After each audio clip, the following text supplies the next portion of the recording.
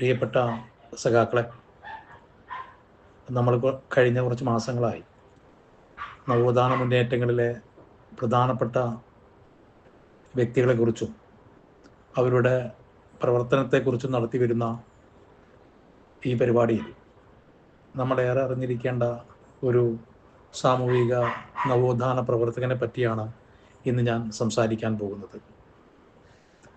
അജ്ഞതയുടെയും അവഗണനയുടെയും കൈപ്പറഞ്ഞ് ജീവിതം തള്ളി നീക്കിയിരുന്ന അരയ സമുദായത്തെ വെളിച്ചത്തിലേക്കും ഉണർവിലേക്കും കൈപിടിച്ചുയർത്തിയ സംഭവബഹുലമായ ജീവിതത്തിനുടമയായ ഡോക്ടർ വേലുക്കുട്ടി അരയനെ പറ്റിയാണ് ഞാൻ നിങ്ങളോട് സംസാരിക്കുന്നത്. ഞാൻ ഈ ചെറിയൊരു പഠനത്തിന് വേണ്ടി ആശ്രയിച്ചത് ശ്രീ ഡോക്ടർ വള്ളിക്കാവ് മോഹൻദാസ് എഴുതിയ ഡോക്ടർ വേലുക്കുട്ടി അരയൻ്റെ ജീവചരിത്രമാണ്. അതിലെ ചെറിയൊരു ഭാഗം മാത്രമാണ് ഞാൻ നിങ്ങളോട് സംവദിക്കുന്നത് എന്ന് ആദ്യമേ സൂചിപ്പിക്കട്ടെ. നവോത്ഥാന പ്രസ്ഥാനം എന്നത് പാശ്ചാത്യ രാജ്യങ്ങളിൽ സംഭവിച്ചത് പോലെയല്ല ഭാരതത്തിൻ്റെ പലയിടത്തും അരങ്ങേറിയിട്ടുള്ളത്. ഭാരതീയ നവോത്ഥാനം പലപ്പോഴും പാരമ്പര്യവും ആധുനികതയും തമ്മിലുള്ള ഒരു ഏറ്റുമുട്ടലായിട്ട് നമുക്ക് കാണാൻ കഴിയും. എന്നാൽ കേരളീയ നവോത്ഥാനം അത് സമൂഹത്തിൻ്റെ എല്ലാ തട്ടുകളെയും സ്പർശിച്ചുകൊണ്ടാണ്, അതുപോലെ മാറ്റങ്ങൾക്ക് വിധേയം ഒരുക്കിക്കൊണ്ടാണ് കടന്നു പോയിട്ടുള്ളത്. നമുക്കറിയാം, കേരളത്തിൽ നവോത്ഥാനത്തിൻ്റെ അരുണശോഭ അത് കൂടുതലായും പടർന്നു തുടങ്ങിയത് 1888 അരുവിപ്പുറത്ത് അസാധാരണ ധൈര്യശാലിയായ ഒരു യുവ സന്യാസി അദ്ദേഹം നടത്തിയ ഒരു വിഗ്രഹ പ്രതിഷ്ഠയോടെയാണ്. ആറ്റിൽ നിന്ന് മുങ്ങിയെടുത്ത ശില പ്രതിഷ്ഠിച്ചുകൊണ്ട് ആ സന്യാസി പറഞ്ഞത്, ഞാൻ പ്രതിഷ്ഠിച്ചത് ശിവനെ ആണെന്നാണ്. സവർണ പാരമ്പര്യമില്ലാത്ത അബ്രാഹ്മണനായ സന്യാസിയുടെ പ്രവൃത്തി അക്ഷരാർത്ഥത്തിൽ ബ്രാഹ്മണ പൗരോഹിത്യത്തെ ഞെട്ടിച്ചുകൊണ്ടാണ് കടന്നുപോയതെന്ന് നമുക്ക് ചരിത്രം വായിച്ചാൽ മനസ്സിലാവുന്നതാണ്. നമുക്കറിയാം, നവോത്ഥാന നായകരുടെ ചരിത്രം എന്ന് പറയുന്നത് ബ്രാഹ്മണർക്ക് സർവ്വ പ്രാമുഖ്യമുണ്ടായിരുന്ന ഒരു സമൂഹത്തെ എതിർക്കുകയും എന്നാൽ ബ്രാഹ്മണ അല്ലാത്തവന്റെ ബുദ്ധിയെ വളർത്തി ശക്തനാക്കുകയും ചെയ്ത കർമ്മയോഗിയായിരുന്നു ശ്രീ ചട്ടമ്പി സ്വാമി. തെക്കൻ തിരുവിതാംകൂറിൽ മാത്രമായി ഒതുങ്ങി നിന്നെങ്കിലും 19-ാം നൂറ്റാണ്ടിന്റെ ആദ്യ പകുതിയിൽ വൈകുണ്ഠസ്വാമി നടത്തിയ പ്രവർത്തനങ്ങൾ ശ്രദ്ധേയമായിരുന്നു എന്ന് നമുക്ക് കാണാൻ കഴിയും. ദളിത് മോചനത്തിനായി ജീവിതം ഒഴിഞ്ഞുവെച്ച മഹാത്മാ അയ്യങ്കാളി, അതുപോലെ അന്ധവിശ്വാസങ്ങൾക്കും അനാചാരങ്ങൾക്കും എതിരെ പൊരുതി ആത്മീയതയുടെ യഥാർത്ഥ ധാരയിലേക്കും മതേതര മൂല്യങ്ങളിലേക്കും കേരളീയരെ നയിച്ച ബ്രഹ്മാനന്ദ ശിവയോഗി, കേരളത്തിലെ മുസ്ലിം മതവിഭാഗത്തിൽ ഏറ്റവും ശ്രദ്ധേയനായ സാമൂഹ്യ പരിഷ്കർത്താവ് വക്കം അബ്ദുൽ ഖാദർ മൗലവി, മറ്റൊരു കീഴാളരുടെ വിമോചകൻ പൊയ്കയിൽ അപ്പച്ചൻ തുടങ്ങി അങ്ങനെ നിരവധി നവോത്ഥാന നായകരും അവരുടെ നവോത്ഥാന പ്രവർത്തനവും കൊണ്ടാണ് നാം ഇന്ന് കാണുന്ന കേരളം ഉണ്ടായത് എന്ന് നമുക്ക് ചരിത്രത്തിൽ കാണാൻ സാധിക്കും.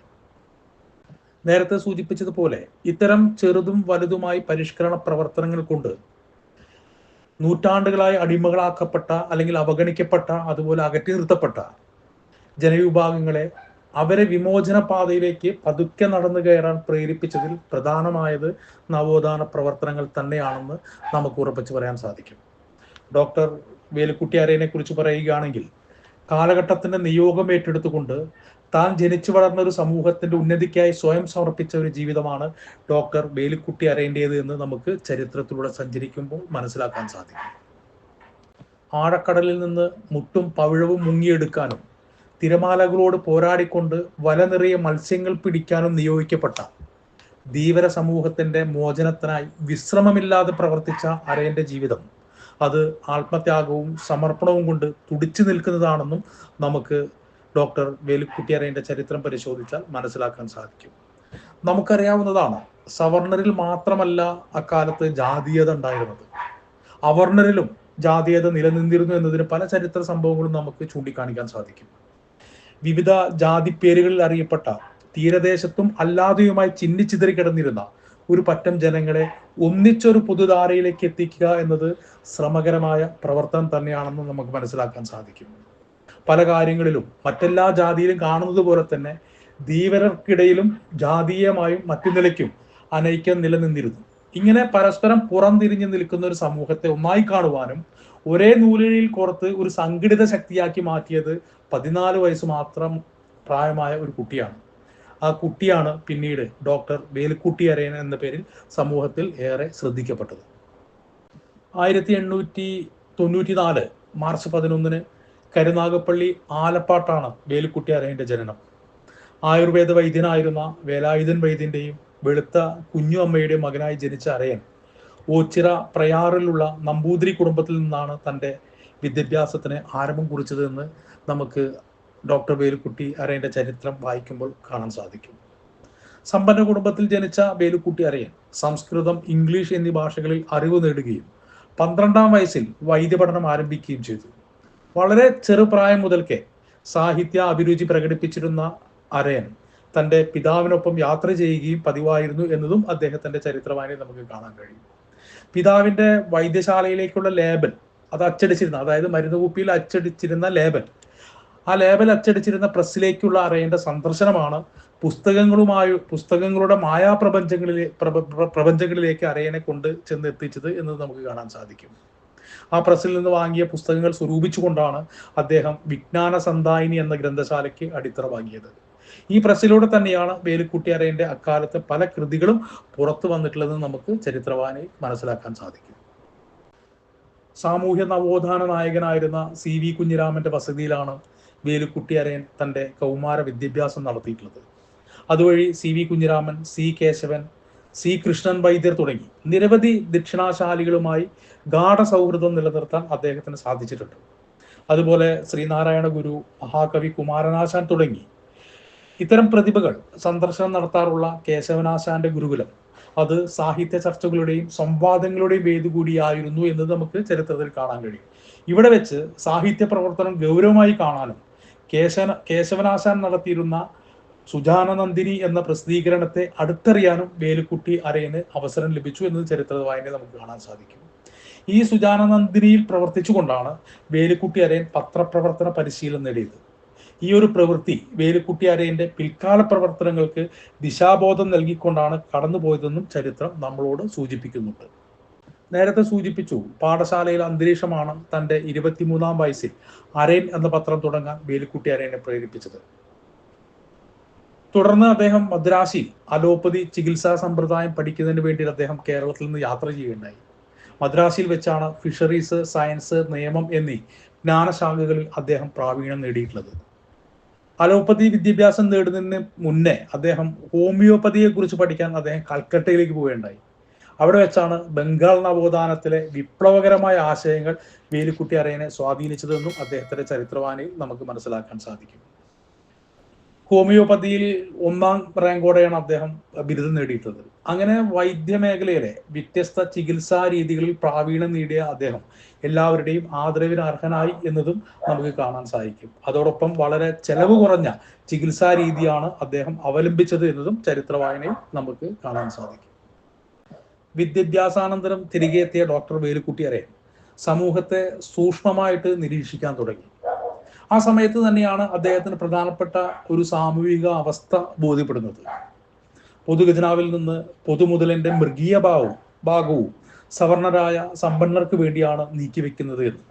അങ്ങനെയാണ് സമ്പത്ത്, വിദ്യാഭ്യാസം, സ്വതന്ത്ര ജീവിതം, ഉദ്യോഗങ്ങൾ എന്നിവയെല്ലാം എല്ലാവർക്കും അവകാശപ്പെട്ടതാണെന്ന തിരിച്ചറിവിൽ പിന്നോക്കം നിന്ന ഭൂരിപക്ഷം വരുന്ന സാധാരണക്കാരായ അരയ സമൂഹത്തിന് സംഘടിത ശക്തി നേടുന്നതിന് വേണ്ടിയിട്ട് 1916 ഡോക്ടർ വേലുക്കുട്ടി അരയൻ അരയവംശ പരിപാലന യോഗം സ്ഥാപിച്ചത്.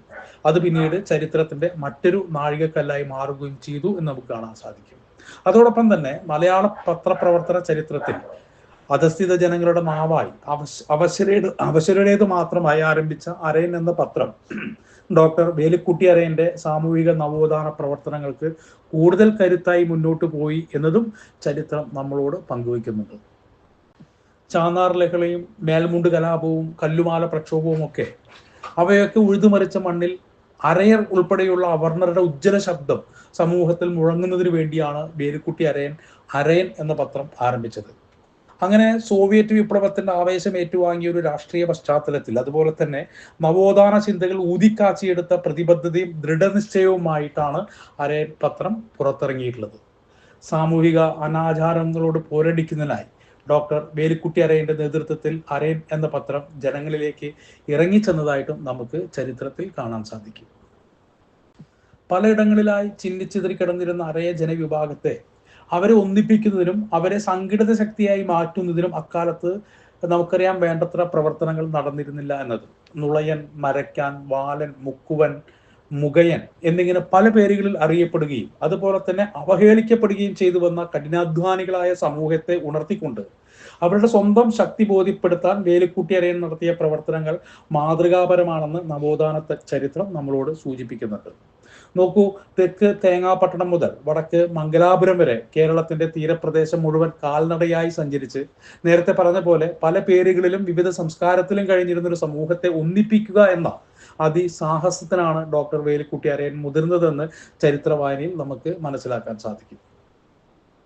അരയന്റെ ഇത്തരം പ്രവർത്തനങ്ങളുടെയും ഇടപെടലിനെയും തുടർന്നാണ് സമസ്ത കേരളീയ മഹാജനയോഗം എന്ന സംഘടന നിലവിൽ വന്നത്. പിന്നീട് ഉണ്ടായിട്ടുള്ള അരയ സമുദായത്തിന്റെ ഉണർവിനും ഉന്മേഷത്തിനും സമസ്ത കേരളീയ അരയ മഹാജനയോഗം അഴിച്ചുവിട്ട നവോത്ഥാന കൊടുങ്കാറ്റ് അത്ര ചെറുതല്ല എന്നത് നമുക്ക് ചരിത്രം നമ്മളോട് സൂചിപ്പിക്കുന്നതായിട്ട് നമുക്ക് കാണാൻ സാധിക്കും. പ്രിയപ്പെട്ടവരെ, നമ്മൾ ചരിത്രത്തിലേക്ക് കടന്നു പോകുമ്പോൾ സാമൂഹ്യ നവോത്ഥാന പ്രക്രിയ അത് മാറ്റത്തിന്റെ ജ്വാല സാധ്യമാക്കിയ ഒരു കാലഘട്ടം നമുക്ക് കാണാൻ കഴിയും. യോഗക്ഷേമ സഭയിലൂടെ നമ്പൂതിരി സമുദായവും, ശ്രീനാരായണ ധർമ്മ പരിപാലനത്തിലൂടെ ഈഴവ സമുദായവും, നായർ സർവീസ് സൊസൈറ്റിയിലൂടെ നായർ സമുദായവും, സാധുജന പരിപാലന യോഗത്തിലൂടെ അയ്യങ്കാളിയും, തുടർന്ന് കേരളമാകെ അരയ ജനമുന്നേറ്റം സാധ്യമാക്കിക്കൊണ്ട് ഡോക്ടർ വേലുക്കുട്ടി അരയനും അക്കാലത്ത് രംഗത്തെത്തി.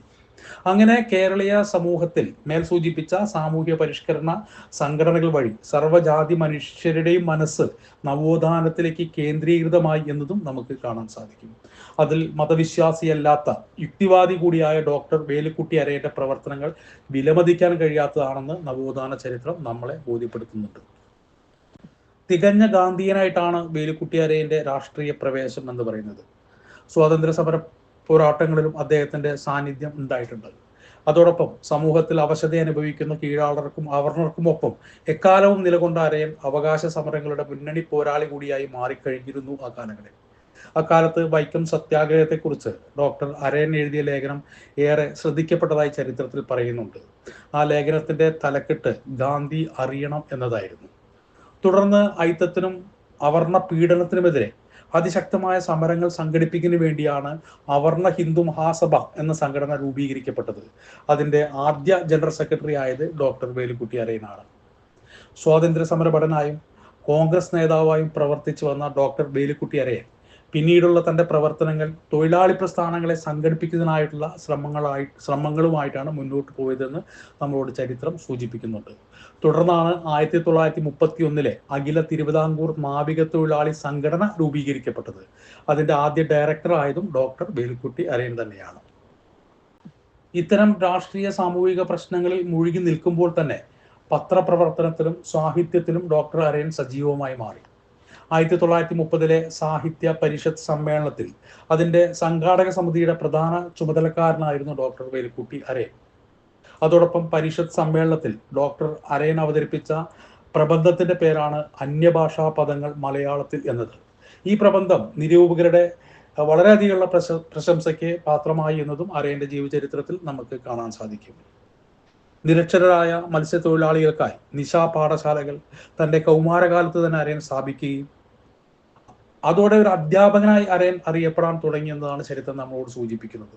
പിന്നീട് വർഷങ്ങൾക്ക് ശേഷം സ്വന്തം ഗ്രാമത്തിൽ ആദ്യത്തെ ഔപചാരിക വിദ്യാലയം ആരംഭിച്ചുകൊണ്ട് മറ്റുള്ളവർക്ക് വിദ്യാഭ്യാസം നേടുന്നതിനുള്ള പ്രവർത്തനങ്ങളിൽ മുഴുകി അദ്ദേഹം.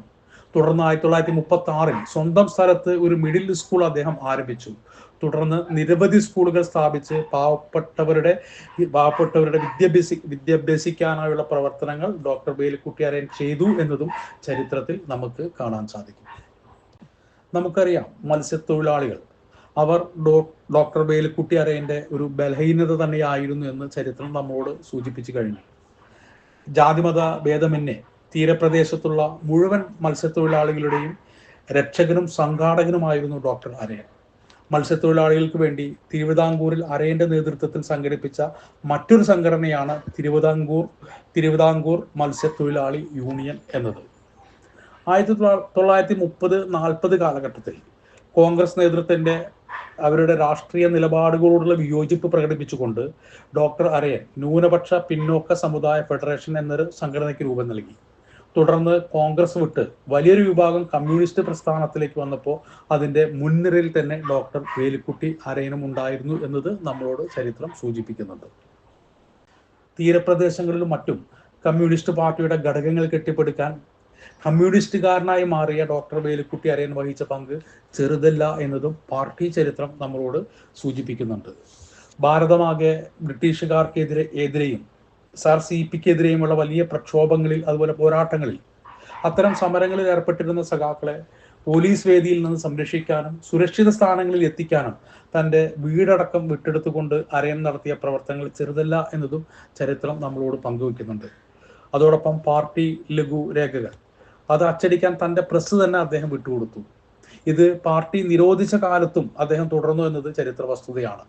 പല സഖാക്കൾ ഒളിവിൽ കഴിഞ്ഞതും അതുപോലെ നേരത്തെ പറഞ്ഞ പോലെ തന്നെ ലഘുരേഖകളൊക്കെ അച്ചടിച്ചതും ഡോക്ടർ വേലുക്കുട്ടി അരയന്റെ സംഘടനാബോധം അത് മാത്രമാണെന്ന് നമുക്ക് മനസ്സിലാക്കാൻ സാധിക്കും. ചരിത്രപ്രസിദ്ധമായ ശൂരനാട് സമരത്തിനും അതിനും വേണ്ടത്ര സഹായങ്ങൾ ഡോക്ടർ അരയൻ ചെയ്തു എന്നതും അതുകൊണ്ട് പാർട്ടിക്ക് ഒരു കാലത്തും മറക്കാൻ പറ്റാത്ത ഒരു സഖാവായി ഡോക്ടർ അരയൻ മാറി എന്നതും ചരിത്രരേഖകൾ പരിശോധിച്ചാൽ നമുക്ക് കാണാൻ സാധിക്കും. 1948 നടന്ന തിരുവിതാംകൂർ പുതിയ ഭരണഘടനാ നിർമ്മാണ സമിതിയിലേക്കുള്ള തെരഞ്ഞെടുപ്പിൽ കമ്മ്യൂണിസ്റ്റ് പാർട്ടിക്ക് വേണ്ടി മത്സരിച്ച ഡോക്ടർ അരയൻ നേരിയ വ്യത്യാസത്തിലാണ് പരാജയപ്പെട്ടത്. ആ തെരഞ്ഞെടുപ്പിൽ സ്റ്റേറ്റ് കോൺഗ്രസ് അരയന് സീറ്റ് വാഗ്ദാനം ചെയ്യുകയും ആ സീറ്റിൽ അരയൻ മത്സരിക്കുകയാണെങ്കിൽ വിജയം സുനിശ്ചിതമായി ഉണ്ടാകുമായിരുന്നു. എന്നാൽ അദ്ദേഹം ചെയ്തത് ഡോക്ടർ അരയൻ എടുത്ത നിലപാട് കോൺഗ്രസ് സീറ്റിൽ മത്സരിക്കില്ല എന്ന നിലപാടായിരുന്നു. അങ്ങനെ പാവപ്പെട്ടവർക്കും അവരുടെ പാർട്ടിക്കും വേണ്ടി നിരവധി സമരമുഖങ്ങളിലും ഡോക്ടർ അരയൻ സജീവമായി മാറി എന്നതും നമുക്ക് ചരിത്രത്തിൽ കാണാൻ സാധിക്കും. അതോടൊപ്പം ലോകത്തിലെ വിവിധ രാജ്യങ്ങളിലെ സംഭവങ്ങളെ ആസ്പദമാക്കി സ്കൂൾ കുട്ടികൾക്ക് വേണ്ടി അരയൻ എഴുതിയ പുസ്തകമാണ് ഗുണപാഠം എന്ന കഥാസമാഹാരവും സംസ്കൃത ബാലപാഠം എന്ന പുസ്തകവും. ഡോക്ടർ വേലുക്കുട്ടി അരയൻ ഞാൻ നേരത്തെ സൂചിപ്പിച്ച കുട്ടികൾക്ക് വേണ്ടി തയ്യാറാക്കിയ മറ്റൊരു പുസ്തകമാണ് കേരള പാഠാവലി എന്ന പുസ്തകം. അതോടൊപ്പം അരയന്റെ ഏറ്റവും ശ്രദ്ധിക്കപ്പെട്ട മറ്റൊരു പഠന ഗ്രന്ഥമാണ് മലയാള സാഹിത്യത്തിൽ വരുത്തേണ്ട ഭാഷാപരമായ മാറ്റങ്ങൾ എന്ന പുസ്തകം. തകഴിയുടെ ചെമ്മീൻ ഒരു നിരൂപണം എന്ന ശീർഷകത്തിൽ വേലുക്കുട്ടി അരയൻ എഴുതിയ വിമർശനം അക്കാലത്ത് കേരളക്കരയാകെ ചർച്ച ചെയ്തതായിട്ട് നമുക്ക് ചരിത്രത്തിൽ കാണാൻ സാധിക്കുന്നുണ്ട്. സർവരാലും പുകഴ്ത്തപ്പെട്ട ഒരു കൃതിയെ അതിൻ്റെ പ്രധാനപ്പെട്ട ഒരു പോരായ്മയിലേക്ക് ചൂണ്ടിക്കാട്ടിക്കൊണ്ട് കടുത്ത വിയോജനക്കുറിപ്പായിട്ടാണ് ആ നിരൂപണം പുറത്തു വന്നത്. ഇങ്ങനെ ഒരു വിമർശനം പുറത്തു വന്നതുകൊണ്ട് തകഴിയുടെ ചെമ്മീൻ എന്ന കൃതിക്ക് പ്രചാരം കുറയുകയോ ഇകഴ്ത്തപ്പെടുകയോ ഉണ്ടായിട്ടില്ല. മറിച്ച് വിമർശന പശ്ചാത്തലത്തിൽ ആ കൃതി കൂടുതൽ ആഴത്തിലേക്കുള്ള വായനയിലേക്കാണ് വഴി തുറക്കപ്പെട്ടത് എന്നും നമുക്ക് ആ ചരിത്രത്തിൽ കാണാൻ സാധിക്കും. കലാരംഗത്തും ഒരു അധ്യാപകന്റെ പ്രത്യേക നിരീക്ഷണ പാഠവും പരീക്ഷണ കൗതുകവും പ്രകടമാക്കിയ ഡോക്ടർ അരയൻ കഥകളി സാഹിത്യത്തിൽ രചിച്ച ശ്രദ്ധേയമായൊരു ആട്ടക്കഥയാണ് വാസവദത്ത നിർവ്വാണം എന്നത്. അതുപോലെ തന്നെ ജാതി ചിന്തയ്ക്കെതിരെയുള്ള സാമൂഹിക ഇടപെടൽ എന്ന നിലയിൽ മിശ്ര വിവാഹം പ്രോത്സാഹിക്കപ്പെടേണ്ട ഒന്നാണെന്ന് വ്യാപകമായി പ്രചരിക്കപ്പെട്ടപ്പോൾ അതിന്റെ പശ്ചാത്തലത്തിൽ അരയൻ എഴുതിയ കൃതിയുടെ പേരാണ് മാതങ്കി എന്ന കൃതി. അതോടൊപ്പം ധർമ്മപോഷിണി, അരയൻ, ചിരി, ദേശമിത്രം, രാജാഭിമാനി, തീരദേശം എന്നീ വാരികകളുടെയും ഫിഷറീസ് മാഗസിൻ, സമാധാനം, കലാകേരളം എന്നീ മാസികകളുടെയും അമരക്കാരനായി പ്രവർത്തിച്ച ഡോക്ടർ അരയൻ അക്ഷരാർത്ഥത്തിൽ അക്ഷരം ആയുധമാക്കിയ നവോത്ഥാന പ്രവർത്തകൻ കൂടിയാണെന്ന് നമുക്ക് പറയേണ്ടി വരുന്നുണ്ട്. പദ്യകൃതികൾ, ഗദ്യകൃതികൾ, തർജ്ജമകൾ, ആട്ടക്കഥകൾ, പാഠപുസ്തകങ്ങൾ, ആത്മകഥ, എഡിറ്റോറിയലുകൾ തുടങ്ങി പല മേഖലകളിലായി വ്യാപിച്ച് കിടക്കുന്നതാണ് ഡോക്ടർ വേലുക്കുട്ടി അരയന്റെ എഴുത്ത് ജീവിതം എന്ന് ചരിത്രം നമ്മളോട് സൂചിപ്പിക്കുന്നുണ്ട്.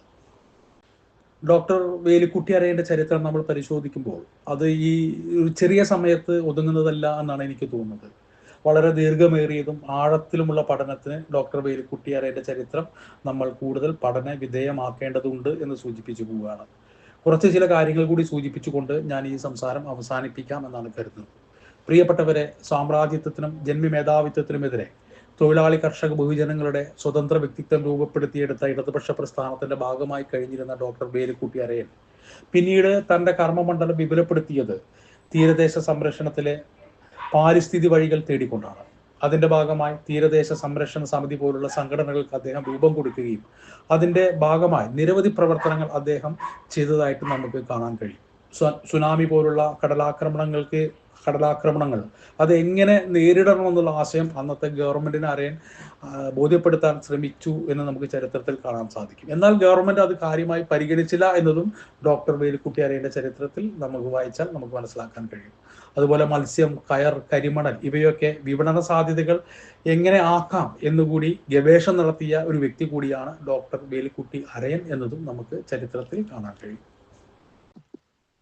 നമുക്കറിയാം, കേരളത്തിൽ 1957 രൂപീകൃതമായ ആദ്യത്തെ കമ്മ്യൂണിസ്റ്റ് മന്ത്രിസഭ, ആ മന്ത്രിസഭയെ പുറത്താക്കുന്നതിന് വഴി തെളിയിച്ച കുപ്രസിദ്ധ വിമോചന സമരം, അതിനെതിരെ പ്രചാരണ പ്രവർത്തനങ്ങളുമായി ഡോക്ടർ അരയന്റെ നേതൃത്വത്തിലുള്ള ബുദ്ധിജീവികൾ കേരളത്തിന്റെ അങ്ങോളം ഇങ്ങോളം സഞ്ചരിച്ചുകൊണ്ട് പ്രഭാഷണങ്ങൾ നടത്തി ജനങ്ങളെ ബോധവാന്മാരാക്കാൻ ശ്രമിച്ചതായിട്ടും നമുക്ക് ചരിത്രത്തിൽ കാണാൻ സാധിക്കും. അങ്ങനെ പാവങ്ങളുടെ പാർട്ടിയായ കമ്മ്യൂണിസ്റ്റ് പാർട്ടിയുടെ പ്രതിസന്ധി ഘട്ടങ്ങളിൽ പാർട്ടിയെ സംരക്ഷിക്കുന്നതിന് വേണ്ടി ഡോക്ടർ അരയൻ ചെയ്തിട്ടുള്ള ത്യാഗോജ്വലമായ പ്രവർത്തനങ്ങൾ വരും തലമുറ ഒരു പാഠപുസ്തകം ആക്കേണ്ടതാണെന്ന് നമുക്ക് ഈ സമയത്ത് പറയാൻ സാധിക്കണം. വളരെ സമ്പന്നമായ ജീവിത പശ്ചാത്തലത്തിൽ ജനിച്ച ഡോക്ടർ അരയൻ പൊതുകാര്യങ്ങൾക്കായി ധാരാളം പണം ചെലവഴിക്കുകയും അങ്ങനെ കടുത്ത സാമ്പത്തിക ബുദ്ധിമുട്ട് നേരിട്ടപ്പോഴും പണം വാങ്ങി ചികിത്സിക്കാൻ ആ ഡോക്ടർ തയ്യാറായില്ല എന്നതുകൂടി ഡോക്ടർ വേലുക്കുട്ടി അരയന്റെ ചരിത്രം രചിച്ചവർ നമ്മോട് സൂചിപ്പിക്കുന്നുണ്ട്. എന്തിന് സ്വാതന്ത്ര്യ സമര പെൻഷൻ പോലും അദ്ദേഹം വാങ്ങിയിരുന്നില്ല എന്നാണ് ചരിത്രം നമ്മളോട് പറയുന്നത്. ഇങ്ങനെ ചെറുതും വലുതുമായ പോരാട്ട ജീവിതം നയിച്ചുകൊണ്ടിരിക്കെ ഒരു വീഴ്ചയെ തുടർന്ന് അദ്ദേഹം രോഗബാധിതനായി മാറി. അങ്ങനെ ധന്യമായ ആ പ്രകാശം മെല്ലെ മെല്ലെ മങ്ങാൻ തുടങ്ങി. 1969 മെയ് 31 ഡോക്ടർ വേലുക്കുട്ടി അരയൻ എന്ന വിദ്യാ വിപ്ലവത്തിൽ തെളിഞ്ഞ പ്രകാശതാര എന്നേക്കുമായി അണഞ്ഞു. പ്രിയപ്പെട്ടവരെ, ഒരേ സമയം പല കർമ്മപദങ്ങളിലൂടെ തൻ്റെ ജീവിതാശ്വത്തെ പായിച്ച മേധം ജയിച്ച ഡോക്ടർ വേലുക്കുട്ടി അരയൻ, അദ്ദേഹം അവശേഷിപ്പിച്ചു പോയ കൈമുദ്രകൾ നിരവധിയാണ്. സാഹിത്യരംഗത്തും സാംസ്കാരിക രംഗത്തും ആരോഗ്യ പരിപാലനത്തിലും ശാസ്ത്രീയ ഗവേഷണങ്ങളിലും അതുപോലെ ഭാഷാ പഠനത്തിലും എല്ലാറ്റിനും ഉപരി വിപ്ലവകരമായ പോരാട്ടങ്ങളിലും അദ്ദേഹം തുടങ്ങിവെച്ച കാൽവെപ്പുകൾക്ക് ഇനിയും ഏറെ സഞ്ചരിക്കാൻ ഉണ്ട്. അദ്ദേഹം അവശേഷിപ്പിച്ചു പോയ ജ്ഞാനത്തിൻ്റെയും ത്യാഗത്തിൻ്റെയും അടയാളങ്ങൾ അത് അന്വേഷിക്കുകയും അവയെ വഴിവിളക്കുകളായി ഉപയോഗപ്പെടുത്തുകയും ചെയ്യുമ്പോഴേ വർത്തമാനകാലവും വരും കാലവും ആ പൊരുതി ജ്വലിച്ച ജീവിതത്തോട് ഐക്യപ്പെടുകയുള്ളൂ എന്ന് മാത്രം സൂചിപ്പിച്ചുകൊണ്ട് ഇതുവരെ എന്നെ കേട്ടിരുന്ന എല്ലാ പ്രിയപ്പെട്ട സഖാക്കളെയും ഒരിക്കൽ കൂടി അഭിവാദ്യം ചെയ്തുകൊണ്ട് ഞാൻ അവസാനിപ്പിക്കുകയാണ്.